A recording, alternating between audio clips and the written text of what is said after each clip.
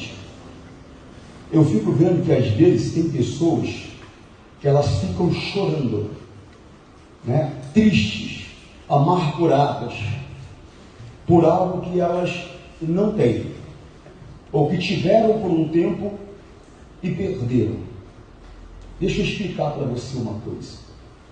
Vou contar um testemunho meu para você, para te explicar.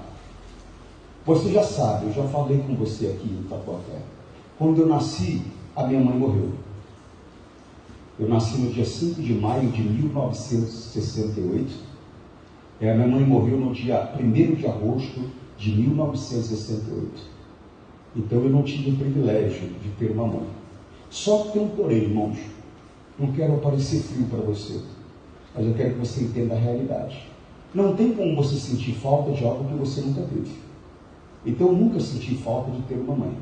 Nunca, pastor, não. Repito, não tem como você sentir falta de algo que você nunca teve. Às vezes você pode até sentir o desejo de ter tido algo que você nunca teve, mas sentir falta não tem como. Então o que acontece? Só que eu tive um pai até os 10 anos. Só que esse pai, ele era alcoólatra. Então era uma pessoa que, com o tempo, quando a consciência e o entendimento começou a chegar, eu comecei a repudiar. Porque por muitas vezes eu passava, via ele no chão, na rua, caído, bêbado, todo molhado, fazendo as necessidades na roupa. Não sei quantas vezes eu via assim. Então eu tinha repulsa, eu tinha vergonha. Eu não queria que ele fosse meu pai. Fora o tratamento que ele me oferecia, né? Às vezes eu converso com algum parente meu, que é mais velho que eu, eles falam para mim: seu pai é uma pessoa maravilhosa, seu pai é uma pessoa incrível. Tem pessoas que, para mim, é maravilhosa e para você não é. Tem pessoas que, para mim, ela é uma pessoa fantástica, mas para você não é. Porque cada pessoa, ela tem um relacionamento diferente com uma outra pessoa. E o relacionamento que ele teve comigo não foi bom, foi muito ruim. O relacionamento que ele teve comigo foi um relacionamento de violência. Em 10 anos da minha vida, eu não me lembro de meu pai ter tido um gesto de carinho comigo, a não ser uma vez. Nos meus 10 anos, uma vez. Foi uma vez que eu saí com a minha avó, nós fomos passar umas férias, eu era pequenininho, nós fomos passar umas férias na fazenda de um homem muito rico da região de São José do Rio Preto. Talvez você até conheça, porque inclusive um dos filhos dele foi ministro da agricultura, né? Então o que acontece? Que são os cabreiras, né? Então o que acontece? Aqui, nós ficamos aí 10, 15 dias fora, 20 dias. Foi as férias da minha avó, acho que era uns 30 dias, eu não sei explicar para você exatamente, como eu falei, eu era muito pequeno. E o que acontece? Eu me lembro então que, eu tenho certeza que era muito pequeno, que eu me lembro então, quando eu cheguei, ele se abaixou, né? Se abaixou bem, mais do que eu consigo me abaixar agora, e me deu um abraço. Só. O resto da minha lembrança é só violência. Só violência. Entendeu? Então o que acontece? Para você ver como meu coração era. Quando eu tinha 10 anos de idade, ele morreu. Eu falei: graças a Deus que esse cara morreu. Irmãos, como uma criança de 10 anos pode ter uma coisa dessa? Você imagina como não era esse coração? Como não era esse coração? Para ficar feliz com a morte do pai? As pessoas foram chorando para preparar o velório, eu fui jogar bola. Ou seja, eu não me importei nem um pouco.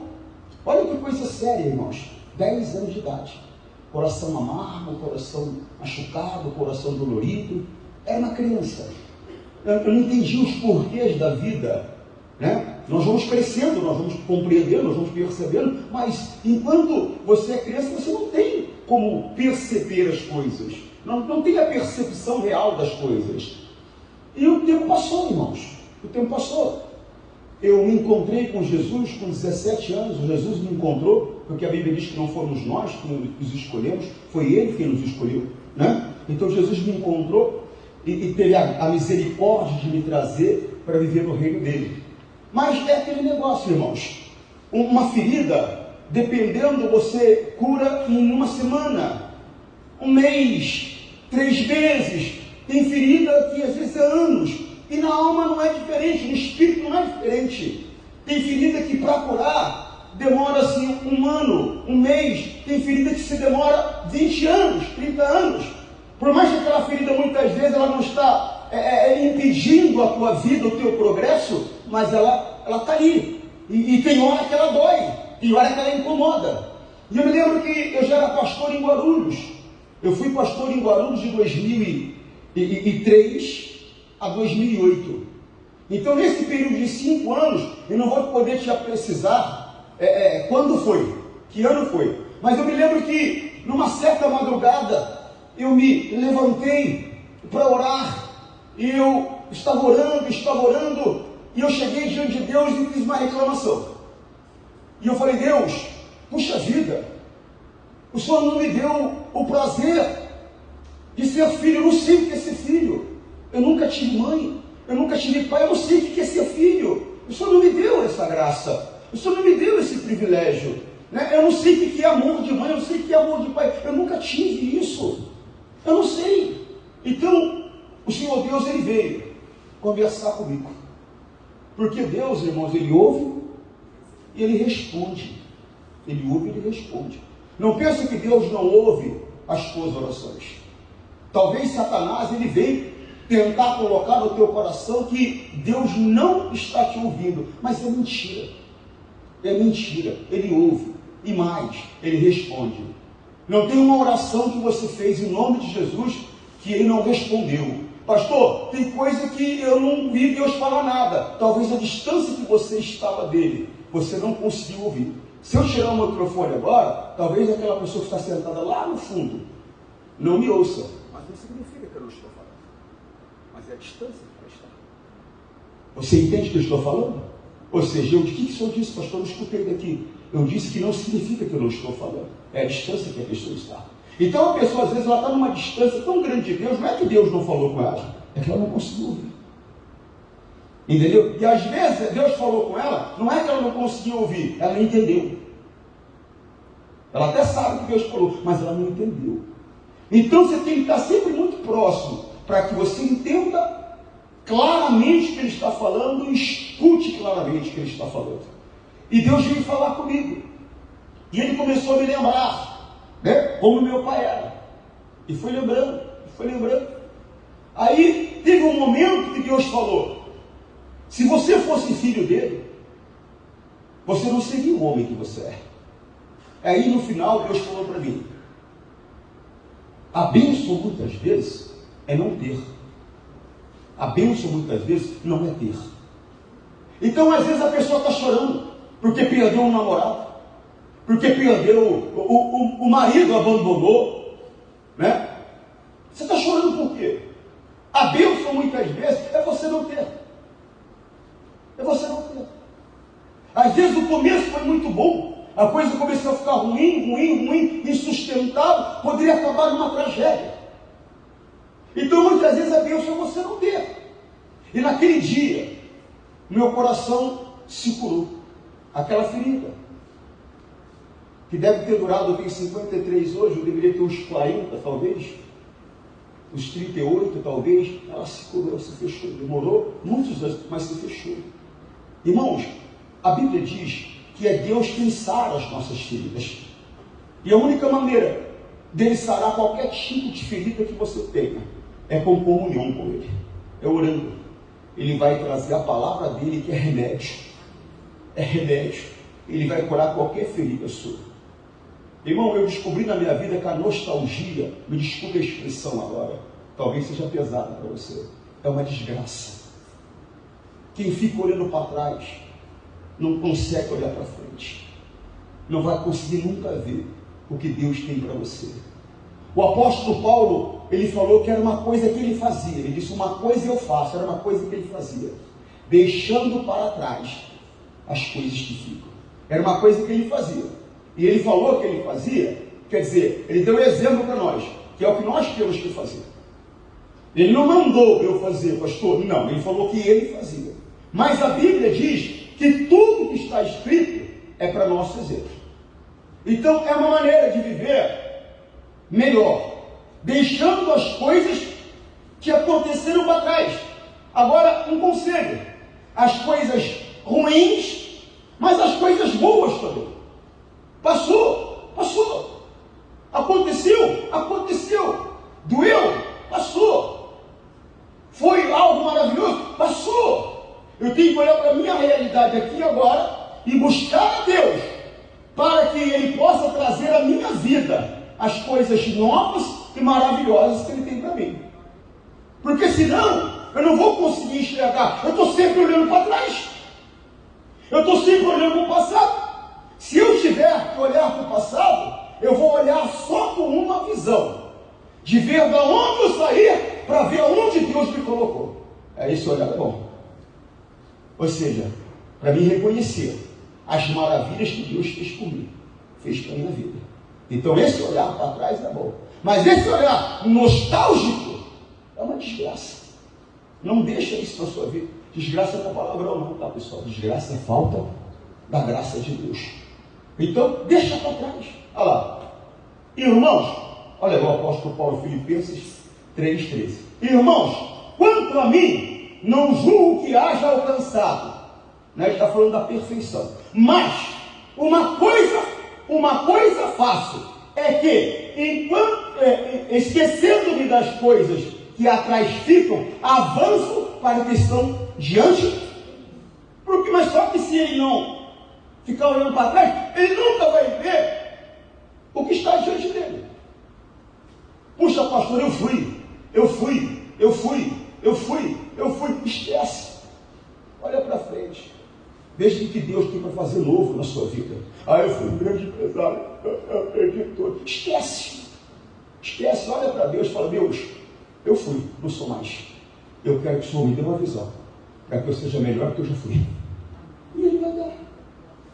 Eu tive, não tenho mais. Deus, eu quero que o Senhor me dê uma visão, para que eu possa ter mais do que eu já tive. Porque eu sei que o Senhor faz mais do que pedimos ou pensamos. Ele não se volta para a palavra. Ele te cura e te impulsiona para o sucesso.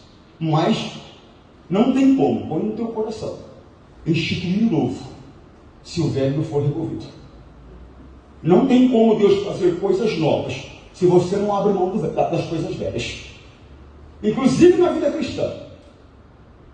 Vou para a mensagem principal, aproveitando esse gancho. Aos Romanos, capítulo 12, o verso é o primeiro.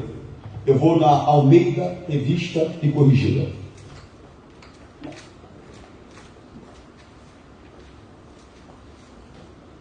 Como é Santa Ceia, eu vou correr um pouquinho. Por quê, pastor? Porque senão a reunião vai ficar longa demais para você e eu não quero que você se canse. Apesar que, se nós formos olhar para o passado, você vai ver que quando Neemias ele foi restaurar, na verdade nós falamos que ele foi restaurar o templo, refazer o templo, mas na verdade ele foi restaurar Jerusalém toda, irmão. Ela estava toda destruída, casas, templo, tudo mais. Ele pode ter começado pelo templo, mas se você ler lá, você vai ver que os muros foram reconstruídos, as casas foram reconstruídas, ou seja, ela foi reconstruída totalmente. Você compreende? Sim ou não? Está tudo bem com você? Por que eu contei essa história, pastor? O Senhor me deixou triste. Eu não quero que você fique triste. Eu quero que você entenda que Deus pode fazer qualquer coisa por você, mas você tem que deixar o passado. É só isso que eu quero que você entenda. Eu lembro que eu estava conversando com uma médica amiga nossa, da minha esposa, e ela não sabia da minha história. Eu comecei a contar, ela começou a chorar. Eu falei: você não precisa chorar, porque eu não contei nem um terço da minha vida para você. Só contei um pedacinho assim, muito pequenininho, para você entender. E ela começou a chorar. Eu falei: você não precisa chorar. Eu falei: eu sou um homem hoje totalmente abençoado. Ou seja, o que passou, passou. Aos Romanos, capítulo 12, versículo 1. E eu vou ler na Almeida, Revista e Corrigida. Rogo-vos, pois, irmãos, pela compaixão de Deus, que apresentais o vosso corpo em sacrifício vivo, santo e agradável a Deus, que é o vosso culto racional. Do que ele está falando, pastor? O Senhor Deus hoje, Ele deseja, Ele exige, Ele quer sacrifício? Sim ou não? Sim. mas não os sacrifícios cerimoniais. Porque o que foi deixado para trás verdadeiramente foram os sacrifícios cerimoniais. Como eu acabei de dizer para você agora há pouco. A pessoa cometia um pecado, a pessoa cometia um erro, ela tinha que levar um animal. E esse animal, ele era sacrificado, porque somente o sangue poderia encobrir o pecado. Então o preço do pecado é o sangue. Então havia aquelas cerimônias de sacrifício. Você está compreendendo? Se eu fosse curado, eu tinha que ir lá oferecer um sacrifício. E aí vai. Mas só que eu não vou entrar, porque senão nós vamos alongar demais. É só para você entender. Então hoje, Deus ainda quer sacrifício, mas o sacrifício que Ele quer é de lábios. Por isso que Ele está dizendo, rogo-vos, pois, irmãos, pela compaixão de Deus, que apresenteis o vosso corpo em sacrifício. Não é esse negócio que às vezes os religiosos fazem, né? Ele vai lá para sacrificar o corpo dele, e bate, e faz, e não sei o que. Não. Parece até um paradoxo, porque sacrifício significa emular, matar, tirar da vida, sacrificar. Mas aqui você vê que é sacrifício, ou seja, é um empenho, uma dedicação, é um esforço sem tirar a vida, pelo contrário, para produzir vida. Em outras palavras, ele está dizendo para vocês, olha, vocês têm que oferecer a vida de vocês, o corpo de vocês, mortificado. Porque o que tem que sobressair e se fortalecer é o espírito de vocês, que foi recriado em Cristo, né? Você tem que ter esse entendimento com você, irmãos. A nossa carne, ela jamais vai se converter. Jamais. Eu já devo ter explicado para você que o Senhor Deus, Ele criou Adão. Que Adão, quando Ele criou Adão e Eva, eles não tinham uma natureza pecaminosa. Eles eram a imagem e a semelhança de Deus. Então, qual é a ideia de Deus quando Ele veio e abençoou, fez o primeiro casamento? Ele abençoou com o contato conjugal. Ele disse, vai, multiplica, vai lá, vivam felizes, vai lá. A ideia de Deus era que nascesse muitas e muitas pessoas a imagem e a semelhança dele. Porque Ele criou Adão e Eva a imagem e a semelhança dele. Adão e Eva, eu poderia dizer que era o protótipo, né? A matriz. Você está compreendendo isso ou não? Daquela matriz ia se produzir muitos homens e mulheres à imagem e à semelhança de Deus. Mas, infelizmente, acabou que Adão e Eva, né, deram atenção mais àquilo que a serpente falou do que o que Deus falou. Eles deram mais valor à palavra da serpente do que à palavra de Deus. Você compreendeu? E eles pecaram, porque o Senhor Deus falou, nosso negócio é o seguinte, aquele é o fruto da ciência do bem e do mal, o resto vocês estão livres, fiquem à vontade, podem comer à vontade, mas desse fruto da ciência do bem e do mal, ou seja, do conhecimento do certo e errado, vocês não podem comer. O dia que vocês comerem, preste atenção, vocês estarão mitzvah obedecendo, e vocês vão morrer, ou seja, vocês vão ficar separados de mim. Ele não falava de uma morte física, apesar que a morte física posteriormente ocorreria. Ele falava de uma morte espiritual. Ele estava dizendo, a minha natureza é a vida, e ela está em vocês. Agora, se vocês me desobedecerem, a minha natureza, que é a vida, ela vai ser removida. Vocês vão morrer. E vocês vão ter a natureza de Satanás, que é a morte, em vocês. Vocês entenderam? Sim. Só que não deram valor ao que Deus falou. E pecaram, comeram do fruto. Então aí, Adão passou a ter uma natureza pecaminosa. E tudo que foi reproduzido daí para cá, veio com defeito. Veio com essa falha. Você compreendeu, senhor? Agora entenda melhor. Foi instituída a lei. Alguém fala que a lei é uma coisa ruim. Não, a lei é uma coisa maravilhosa. Porque a lei nos deu noção do certo e do errado. Mas a lei era imperfeita, como a própria Bíblia diz, porque a lei ela dava a noção do certo e errado, só que ela não dava poder para dominar o pecado. Ela não dava poder para você ser uma nova pessoa, para que nós fôssemos uma nova pessoa. Então aí veio o segundo Adão. A Bíblia chama Jesus de segundo Adão, o segundo projeto de Deus, vamos dizer dessa maneira, que foi um sucesso excepcional. O Senhor Jesus, Ele tomou a forma de homem. Por isso que a Bíblia diz que Cristo se manifestou em carne para desfazer as obras do diabo. Alguém pensa que é a doença, que é uma outra. Não. Aquela obra que foi feita, aonde o senhorio de Deus se afastou do homem e agora Satanás era o senhor do homem. Jesus veio para desfazer essa obra. Você compreende? É essa obra que ele veio para desfazer. Muitas coisas não se referem a esse momento agora, se referem ao passado. Então o Senhor Jesus se manifestou em carne para desfazer a obra que o diabo fez. Ele fez uma obra. Ele removeu a vida do homem e colocou a natureza dele à morte. Mas ele removeu porque ele tinha poder? Não, porque ele sugestionou e o homem aceitou a sugestão dele e abriu mão da vida, da natureza de Deus. Você entendeu o que eu estou falando, sim ou não? Então Jesus veio para desfazer a obra do diabo. Mas só que essa obra só poderia ser desfeita na forma humana. Por isso então ele se despojou de toda a glória, de todo o poder dele e veio como homem. Tudo o que Jesus fez, ele fez como homem. Ele não fez como Deus. Ele abriu mão da onisciência, ele abriu mão da onipresença, ele abriu mão do poder que ele tem. E veio como homem, como eu e você. Você está compreendendo, sim ou não? Olha lá, João 1:1. No princípio era o verbo, e o verbo estava com Deus, e o verbo era Deus. Amém? Então ele era Deus. Ele abriu mão dessa prerrogativa de Deus e veio como homem, porque era a única maneira de desfazer a obra do diabo. Tinha que ser um homem para desfazer. E a Bíblia diz que Deus olhou nos 4 cantos da terra e não encontrou ninguém. Então ele chamou Jesus, eu estou até vendo, e falou: Jesus, vem cá, eu preciso de você. Fala, pai. O negócio é o seguinte: você vai entrar, você vai nascer como homem, você vai crescer como homem, e você vai ter que agir como homem. Você vai cumprir toda a lei. Você não vai poder pecar, porque o pecado, ele impede que essa obra seja realizada. E a Bíblia diz que Jesus veio, ele cresceu, e ele foi em tudo tentado, a Bíblia diz, mas ele não pecou. Você compreendeu? Ele se tornou o Cordeiro de Deus, que tira o pecado do mundo. Você compreendeu? Sim ou não? Isso é para você entender, irmãos, que a nossa carne, ela nunca vai se converter.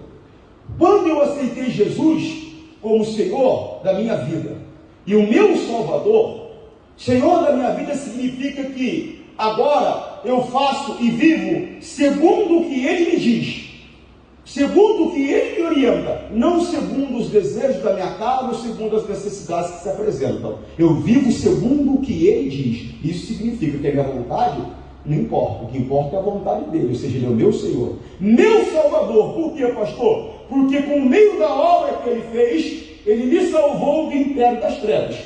Ele me impediu de estar no império das trevas. Ele removeu o senhorio de Satanás da minha vida. Eu estava separado de Deus, eu era inimigo de Deus. Ele veio e me reconciliou. Agora nós somos amigos de Deus, estamos reconciliados com Deus. Mas essa obra, ela é feita por Jesus. Então nós somos recriados quando nós aceitamos a Jesus como Senhor e Salvador. Quando nós somos batizados no Espírito Santo, então aí essa obra ela é confirmada. Nasci verdadeiramente de novo, espiritualmente. Mas a minha carne não deixou de sentir desejos errados. A minha carne não deixou de sentir preguiça. A minha carne não deixou de sentir raiva. A minha carne não deixou de sentir ódio. A minha carne não deixou de sentir desejos sexuais pecaminosos. A minha carne não mudou nada. Ela não mudou nada. Então por isso que ele está dizendo aqui, lembra? Romanos 12:1, vamos lá? Olha lá, só para você ver, 2 carta aos Coríntios 5:15, para ficar anotado para você. E ele morreu por todos, né? Para que os que vivem não vivam mais para si, mas para aquele que por eles morreu e ressurgiu. Em outras palavras, Jesus morreu por mim e por você, para nós não vivermos mais para nós, para os nossos desejos, para os nossos anseios. Agora, para que nós possamos viver para Ele, que morreu por nós e ressurgiu por nós. Amém? Você entendeu? Então, por isso, Ele está dizendo: rogo-vos, pois, irmãos. Tudo isso é para explicar esse versículo.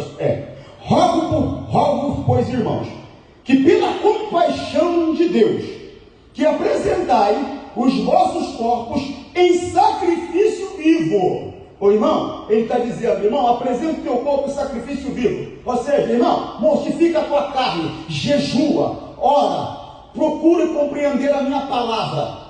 Se dê a mim em busca, em orações, ou seja, se apresenta para mim com o teu corpo sem força, sem ação, para que os desejos dele se cumpram. É o que ele está dizendo. Porque se nós não mortificarmos a nossa carne, não vai ter como, não vai ter jeito. Você não vai conseguir controlar a tua carne se você não tiver uma vida. Isso eu estou falando de prática, eu estou falando de costume, eu estou falando de rotina, de orações, de leituras bíblicas, de ouvir a palavra. Irmãos, eu falei jejum já, meu irmão, e de frequência na casa de Deus. Você tem que assumir uma responsabilidade com Deus, senão você nunca vai ter uma vida cristã. Senão você vai ser sempre aquela pessoa que a tua carne vai falar mais alto do que o teu espírito. Porque há uma luta ferrenha, terrível, do nosso espírito contra a nossa carne. E eu já falei, quem vai vencer é aquele que estiver mais forte. Se você alimentar mais a tua carne do que o teu espírito, a tua carne sempre vai vencer. Ela vai vencer com o sentimento de ódio, ela vai vencer com o sentimento de tristeza, ela vai vencer com o sentimento de desejo de prostituição, ela vai vencer com o sentimento de vingança, ela vai vencer com o sentimento de desejo de fofoca, ela vai vencer. Se você fortalecer o seu espírito e mortificar a sua carne, meu irmão, ela não vai conseguir se levantar para conduzir a sua vida, porque ela vai estar mortificada. Então, é isso que você tem que aprender. Oferecer o teu corpo como um sacrifício vivo.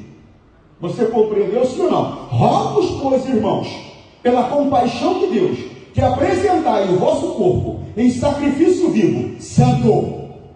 Ninguém nasce santo. Nós nos tornamos santos. Não tem ninguém que nasce santo. A santidade, inclusive, ela é progressiva.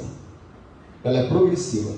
Conforme eu vou compreendendo a palavra e vou colocando em prática. Não adianta ter conhecimento sem prática. E também não adianta ter zelo sem conhecimento. O zelo sem conhecimento, ele é perigoso. O apóstolo Paulo provou isso, né? Ele perseguiu a igreja de Cristo por zelo. Não foi por maldade, foi por zelo. Porque ele estava preocupado com a lei de Moisés. Ele acreditava que Jesus Cristo, ou seja, como eles diziam no começo, né? A seita do caminho. Primeira vez que os cristãos apareceram, o primeiro nome foi esse. Está lá no livro de Atos, a seita do caminho. Eles acreditavam que a seita do caminho, o apóstolo Paulo acreditava, e eles acreditavam, era contrária à lei de Moisés. Queria acabar com a lei de Moisés. Então, sem conhecimento, por zelo, ele começou a perseguir a igreja de Cristo. Então, o zelo sem conhecimento é perigoso. Amém? Tem que ser zeloso, mas com conhecimento. Amém?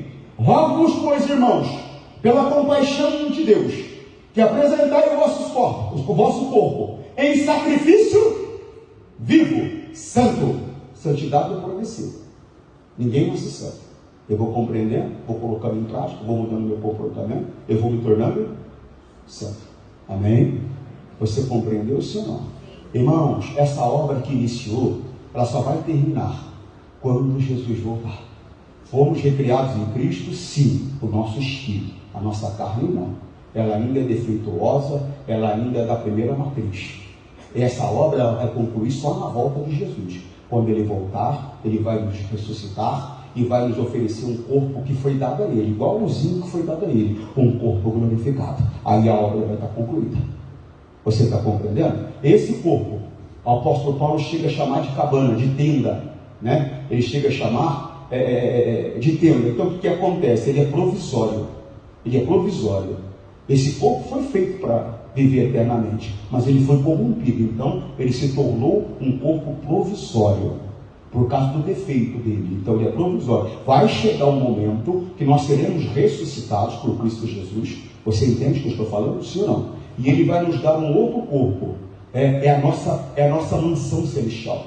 Depois você confere isso lá em segunda carta aos Coríntios, do capítulo 5 e diante. Eu não vou ler, porque senão nós vamos perder, tá bom? Muito tempo. Ó, tá vendo? Você vê isso lá em segunda carta aos Coríntios. Lê o capítulo 5 inteiro. Vai te ajudar bastante. Amém? Você vai entender isso que eu estou te falando. Porque a minha visão infantil é que as mansões celestiais, né, seriam como essas mansões que nós vemos por aqui. Mas não. A mansão celestial é esse corpo glorificado, onde você vai morar. Você entendeu? Sim ou não? Então preste atenção. E agradável, não é só santo. É agradável, irmão. Nós temos que ser pessoas agradáveis. Né? Eu vou ser sincero com você. Se você conviver comigo, você vai ver que eu sou muito agradável. Agora, quando se trata da obra de Deus, eu sou um pouco severo. Por quê, pastor? Eu sei que eu vou estar diante de Cristo.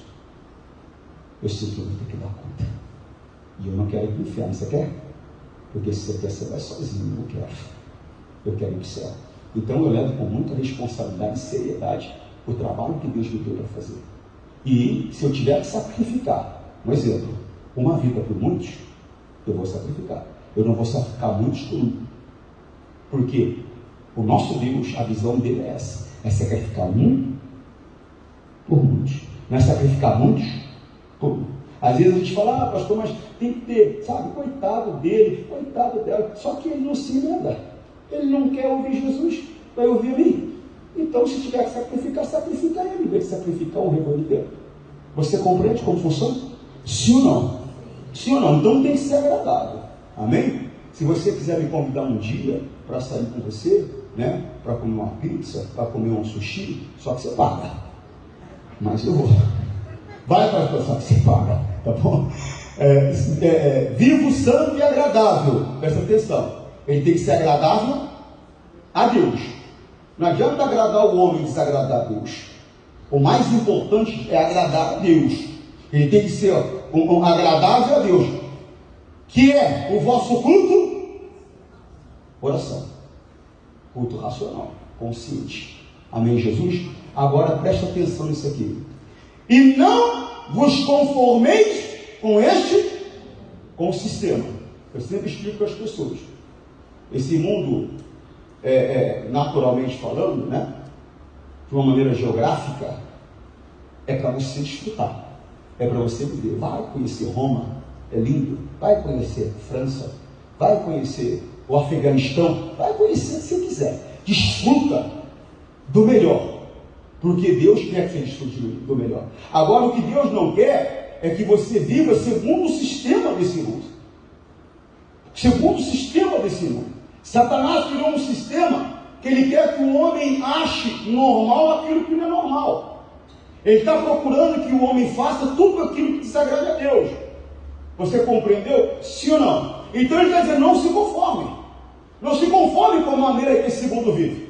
Não aceite a maneira desse mundo viver. E quando é que eu me conformo, pastor? Como é que eu posso saber que eu estou me conformando? Presta atenção. Se a tua vida é segundo a palavra, ou é segundo o ritmo desse mundo. Como é que uma jovem que diz que é de Jesus está namorando um rapaz do mundo? A Bíblia diz que não pode ser assim.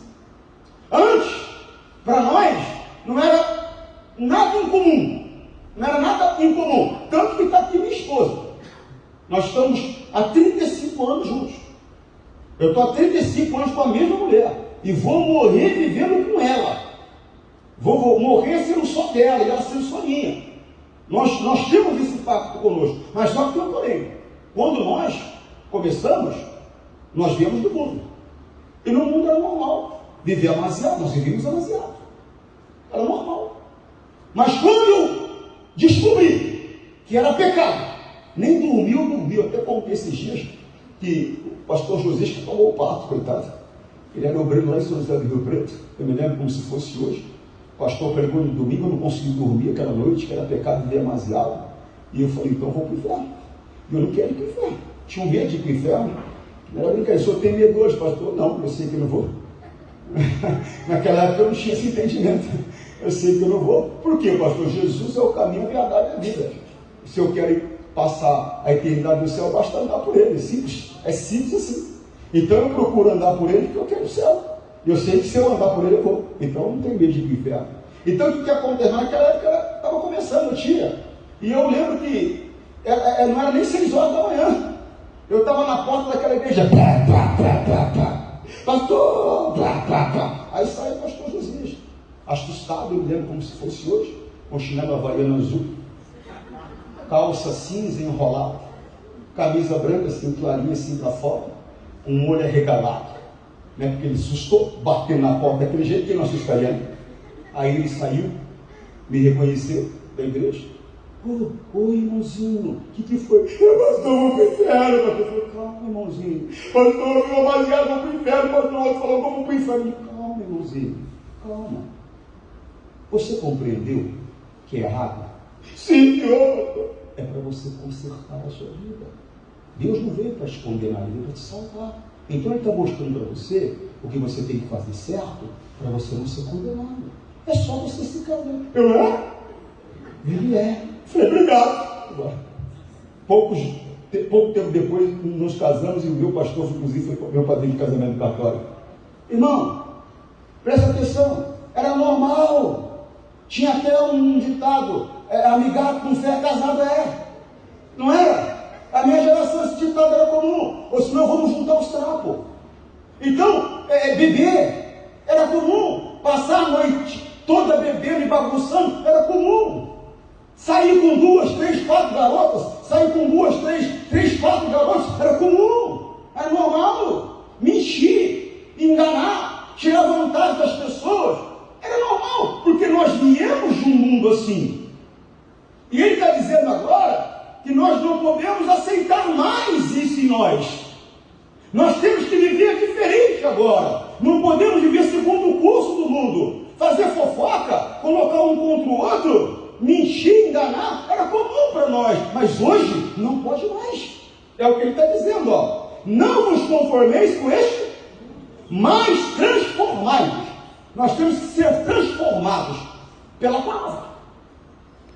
Pela palavra que nos é dada. Lembra que Jesus falando aos discípulos, vós estáis limpos pela palavra que vos tem dado.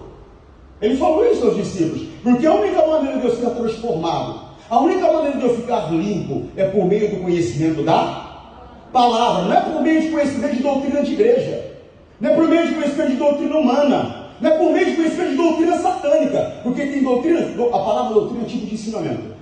Tem doutrinas que são direto do inferno. Tem doutrinas que nasceram no coração corrompido de um homem. E tem doutrinas, irmãos, que nasceu de uma igreja. Deus não está falando disso. Ele está falando, irmãos, do Evangelho de Jesus Cristo. O Evangelho do Reino. O puro leite racional, não falsificado. A pura revelação da palavra. É ela que me transforma, que me faz ser uma nova pessoa. Olha lá, João 15:3. Vós já estáis limpos pela palavra que vos tem. É a palavra que me deixa limpo. E é o que ele está falando, ó. Presta atenção nisso, ó. Transformai pela renovação do vosso entendimento. Eu entendi que não podia ficar mais amaziado. Fiquei desesperado. Fiquei. Aí o pastor Josias me tranquilizou e eu entendi que era preciso só resolver a situação. Você aprendeu hoje que não pode mentir? Não se desespere. Só para de mentir. Você aprendeu hoje que não pode roubar? Não se desespere. Só para de roubar. Você aprendeu hoje que não pode fazer fofoca? Não se desespere. Só para de fazer fofoca. Você aprendeu hoje que você não pode namorar um rapaz do mundo ou uma moça do mundo? Não se desespere. Acaba o namoro. Ah, pastor, vou acabar o namoro? Quem é casado não pode acabar casamento. Casamento é casamento. Eu sempre explico para as pessoas, você está doente? Vem a hora de ser curado. Está com problema financeiro? Vem a hora de Deus resolve. Casou? Acabou. Imagina. Não é como o mundo, não. Ah, mas não casou, não deu certo, a gente larga. Não, isso é costume do mundo, que nós não podemos ter. É homem de uma só mulher. Casamento é para sempre. Você compreendeu isso? Não. É tão sério isso, que o Senhor Jesus disse que se eu repudiar minha mulher, que não, se não for por adultério, e ela se casar com outra pessoa, ela comete adultério. E quem casar com ela comete adultério também. A única maneira de eu repudiar minha esposa é por meio do adultério. Isso foi um precedente que surgiu, porque no começo não era assim. O Senhor Jesus disse que esse precedente surgiu por causa da dureza do coração do homem, porque no começo não era assim. No começo era o que Deus uniu, não separa o homem. O Senhor Jesus fala sobre isso. No começo não era assim. Mas surgiu esse precedente. De a única maneira de eu repudiar minha esposa, a única maneira dela me repudiar. Ah, eu não quero mais viver com ele, ele é vagabundo, não trabalha, não é motivo. Eu não quero mais viver com ele, ele é mentiroso, não é motivo. Eu não quero mais viver com ele passa uma semana sem tomar banho, pastor, não é motivo. Não é motivo, pastor? Não. Pastor, eu perdoo o que ele fez comigo. Ele me traiu, mas eu não tenho condições mais de viver com ele. Está perdoado, mas eu não confio mais. O perdão meu ele ganhou, a minha confiança não tem mais. Então eu não posso viver mais com ele. O meu perdão ela ganhou, mas a minha confiança ela não tem mais. Eu não posso dar vida com ela. Aí então pode repudiar. Mas se não, por outra razão, por outro motivo, não pode. Pastor, aqui eu casei e não sabia que ele era assim. Mentira. Vai dar na outra. Deus você não engana. Mentira. Você sabia como era assim, porque Deus mostrou. Mas você não quis saber. Você resolveu fazer e agir segundo o desejo do teu coração, que estava descontrolada com a carne. Você queria, é ele, acabou e pronto, é ela, acabou e pronto. Deus mostrou que ela ia gerar problema. Deus mostrou que ia gerar problema. Deus mostrou que não era ele, que não era ela. Mas você não se importou com o que Deus falou. Foi e fez. Agora, assume as consequências. Você compreendeu? Sim ou não? Pastor, essa palavra é dura. Eu não falei que eu não ia te enganar nunca? Não vou. Mesmo que te entristeça. A verdade você tem que saber. Amém, Jesus? Então presta atenção. Não vos conformeis com este, mas transformai-vos pela renovação do vosso. Presta atenção nisso agora. Para que experimentais qual seja a boa, agradável e perfeita vontade de Deus. Se não houver uma mudança em você por meio da palavra, você não vai conseguir experimentar a boa, agradável e perfeita vontade de Deus para você. Porque a vontade de Deus para você é boa. A vontade de Deus para você é agradável. E a vontade de Deus para você é perfeita. Só que você não vai desfrutar isso. Lembra que eu comecei falando?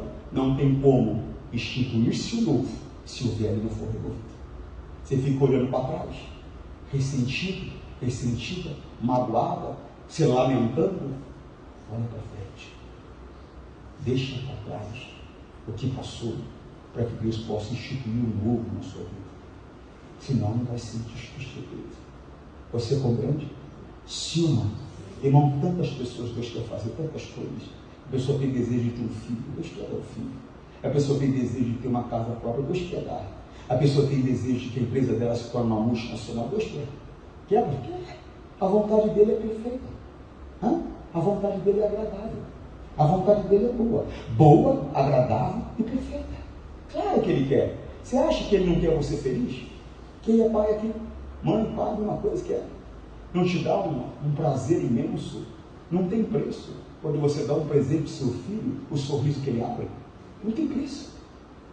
É uma satisfação imensa, enorme. Irmãos, o Senhor Jesus, ele falou: vós que sois maus, sabeis das boas dádivas aos vossos filhos, quanto mais Deus, que bom. Irmão, se o homem tem uma satisfação como essa, de ver o seu filho feliz, alegre, realizado, contente, imagina Deus. Imagina Deus. Para ver, às vezes, quantos sacrifícios você não fez só para poder deixar o seu filho feliz, para poder deixar o seu filho confortável. Tem filho que não dá valor, né? Tem filho que não dá valor. A mãe está ralando que nem doida, trabalhando que nem maluca para pagar a faculdade dele, ele está na frente do boteco tomando cerveja com os amigos. Não valoriza o esforço da mãe e do pai. Não valoriza. Né? Empenho. Às vezes a mãe, coitadinha, trabalha de faxineira. Às vezes a mãe está usando chinelo de dedo para ele poder desfilar lá com tênis de marca na frente dos amigos dele, como se ele fosse playboy. Mas ele não dá valor. Deus deu Jesus para morrer por mim e por você. Nós temos que dar valor a esse sacrifício. E a única maneira não é vir aqui, eu vou descer, não é isso. Não é isso. Isso é bom para você. Isso é bom para você. Agora, você quer alegrar o coração de Deus de verdade? Lá fora. Tem um comportamento segundo a palavra. Aí você vai alegrar o coração de Deus. Vá lá falar de Jesus Cristo para as pessoas todos os dias. Toda reunião. Fala com Deus. É importante que eu leve uma oferta financeira a Deus. E eu quero que o Senhor me dê condições para isso. Eu quero ser coluna da tua casa. Mas mais importante para o Senhor, eu sei, Pai, que é trazer de volta a tua criatura. Então eu quero, Pai, levar pessoas na igreja. Eu quero mostrar o caminho da salvação. Eu quero não só andar nele, mas eu quero compartilhar este caminho. Cumprir o mandamento. Ide e pregai o Evangelho a toda criatura. Aí você vai alegrar o coração de Deus. E quando você vier aqui, eu vou descer, eu já falo, filho, que alegria te ver cantando aqui, filho. Que alegria te ver me adorando aqui, filho. A mesma alegria que eu tenho quando eu te vejo lá fora, filho, colocando a minha palavra em prática, mostrando para as pessoas através do teu viver como eu sou, filho. Isso me alegra tanto quanto agora a tua adoração.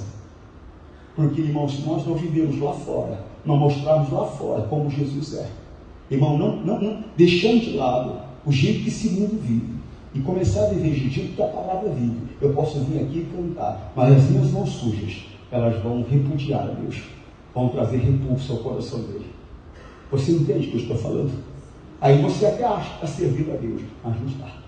Você até acha que está adorando a Deus, mas não está. Para encerrar, deixa eu te contar uma história que aconteceu. Eu era pastor em Catanduva, no interior de São Paulo. Deus me deu a graça de abrir aquela igreja da graça. Eu fui o primeiro pastor daquela igreja. E eu me lembro, você já percebeu que eu gosto de ficar na igreja, né? Ontem eu não estava aqui porque eu passei o dia na sede de São Paulo. Foi Santa Ceia dos pastores e eu estava lá. Mas normalmente você vai me encontrar na igreja, né? Às vezes a gente tem compromisso, né? Eu sou homem, não sou onipresente. Só o Todo-Poderoso. Eu não posso estar em todos os lugares ao mesmo tempo. Então o que acontece? Era uma terça-feira e eu estava na igreja, era mais ou menos 1h da tarde. Chega um rapaz desesperado: pastor, pastor, pastor. Eu falei: pois não. Pastor, manifestou um demônio lá na minha cunhada, não tem quem consegue mandar embora, pastor. Era para ter alguém para mandar. Era para ter alguém para mandar. Você é discípulo? Por que você acha que é só o pastor que manda o demônio embora? Não é isso que a Bíblia diz. A Bíblia diz que aquele que crê em Jesus Cristo, em meu nome, ou seja, a pessoa já está habilitada, só crê em Jesus Cristo, em meu nome, expulsará os demônios. É só crer em Jesus Cristo. A oração do pastor não é mais forte que a sua. Posso fazer uma oração com mais conhecimento, mas no momento que você ora em nome de Jesus, você tem uma procuração. É como se você fosse, como se fosse o próprio Jesus orando. Você tem que ter essa consciência com você. Então era para ter alguém para expulsar o demônio, mas não tinha. E eu fui. Quando eu chego, o demônio ficou bravo. Era uma mulher grandona, mas ficou bravo. Só que não foi comigo. Por que você vai chamar ele? Bravo. Aí o rapaz falou: está amarrado em nome de Jesus. Irmãos, eu lembro como se fosse hoje. E o rapaz paralisado. O demônio deu 2 passos. Olhou para ele de cima para baixo. Falou para ele: quando você ora, é a mim que você ora. Quando você pede, é a mim que você pede. Eu sou o teu Deus. Já é mentiroso, pastor. Ele é mentiroso. Só que ele não estava mentindo, não. Ele estava citando Romanos 6,16. Daquele rapaz. O que está escrito em Romanos 6,16, pastor? A quem me apresento para servir, eu me torno certo. Aquele rapaz, apesar de frequentar a igreja, não vivia Jesus. Mentiroso, beberrão, viciado em bebidas, viciado em cigarros, viciado no estilo que o mundo vive. Ia na igreja. Nem todos os cristãos de Israel são israelitas, ia na igreja. Você não pode fazer parte desse time e ser aquela pessoa que só vem à igreja. Você tem que ser aquela pessoa que vem à igreja, aprende a palavra e coloca em prática lá. Mostra para as pessoas como Jesus é através da tua vida. Olha lá, Romanos 6,16. Não sabeis vós que a quem vos apresenteis por servos para lhe obedecer, sois servos daquele a quem obedeceis, ou do pecado para a morte, natureza de Satanás. E se morrer fisicamente com a natureza dele, vai passar a eternidade com ele. Ou da obediência para vida, a natureza de Deus, manifestação de Deus, justiça, cumprimento da palavra, manifestação da palavra. Aí para a vida. Se você fechar os olhos aqui agora, na prática da palavra, vai passar a eternidade com Jesus. Por isso que ele diz que no dia da ressurreição, alguns levantarão para a vida, e outros levantarão para a morte. Mas toda a humanidade vai ressuscitar. Toda a humanidade vai ressuscitar. Agora uns vão se levantar para a vida eterna, outros para a condenação eterna. Que grupo você vai estar? Se você andar no caminho Você vai estar no grupo que vai se levantar para a vida eterna. Se desprezar o caminho, vai estar. Não interessa quem seja você. Você pode ser coluna da igreja. Você pode ser patrocinador dos maiores. Você pode ser o maior dizimista. Não interessa quem é você. Se você não andar na palavra, você pode ser pastor, você pode ser obreiro. Não interessa quem é você. Se você não andar na palavra, que é o caminho do céu, você está andando em outro caminho. Você vai para o inferno. Não tem como. Não tem como. Não se engane. Não se engane. Nós temos que viver segundo a palavra. Não só por conhecimento dela. Olha a situação daquele rapaz. Aí eu falei, demônio, cala a boca, tirei o demônio, mandei o demônio embora. E fui embora para minha casa. Irmãos, leva a vida certa. Nós só mandamos o demônio embora porque o Senhor é muito santo, né, pastor? Papo furado. O poder não é meu, o poder é de Jesus. Não é pela minha santidade, nem pelo meu grande poder que acontecem as coisas. As coisas acontecem por causa da palavra. Jeremias 1,12. Eu velo para que se cumpra a minha palavra. Deus vela. Você sabe o que é velar? Ficar atento. A palavra foi falada. Aí, anjo, vai. Vai, cumpre lá, cumpre minha palavra. Amém? Jeremias 1,12. E disse o Senhor, viste bem, porque eu velo sobre a minha palavra para ele cumprir. Então as coisas acontecem por causa da palavra dele. Não é pela minha santidade ou pelo meu grande poder. É por causa da palavra. Que Deus possa falar mais no seu coração, porque a hora não nos espera, o tempo não espera por ninguém. E olha, já são 9 horas. Você quer que eu fale os minutos também? Vamos ficar só nas 9. Porque se eu falar os minutos, você pode se assustar. 9 horas e 54 minutos. Está gravando? Encerrou? Forte abraço. Deus te abençoe em nome de Jesus. Ó, preste atenção. Só a prática da palavra te conduz à salvação. Senão não tem jeito. Tchau.